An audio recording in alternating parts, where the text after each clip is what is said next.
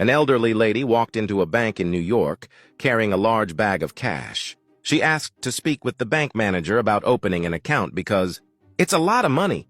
After some hesitation, the staff finally ushered her into the manager's office. The bank manager sat down and asked, "So, how much would you like to deposit?" She responded, $250,000, and dumped the money on his desk. Naturally curious, the manager asked, "Ma'am, that's quite a sum. How did you come across all this cash?" The old lady smiled and said, "I make bets." "Really? What kind of bets?" the manager asked. She replied, "Well, for instance, I'll bet you 50,000 that your balls are square." The manager burst out laughing. "That's ridiculous. You could never win a bet like that."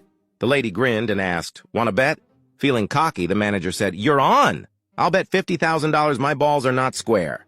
The lady nodded and said, "Okay, but with that much money on the line, can I bring my lawyer as a witness tomorrow at 10 a.m.?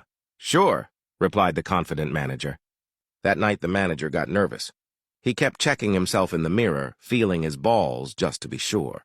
By morning, he was certain he was going to win. The next day, right at 10 a.m., the old lady arrived at the bank with her lawyer. She introduced him to the manager and said, "All right, we have a bet. $50,000 says your balls are square."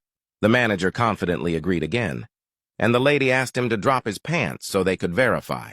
The manager, eager to prove her wrong, dropped his pants. The lady carefully inspected and said, May I feel them to be absolutely sure?" The manager hesitated for a moment, but given the stakes, he allowed her to. While she was examining him, the manager noticed her lawyer banging his head against the wall. He looked over and asked, "What's the matter with your lawyer?" The old lady grinned and replied, "Oh, nothing. I just bet him $200,000 that by 10 a.m. today, I'd have the bank manager's balls in my hand."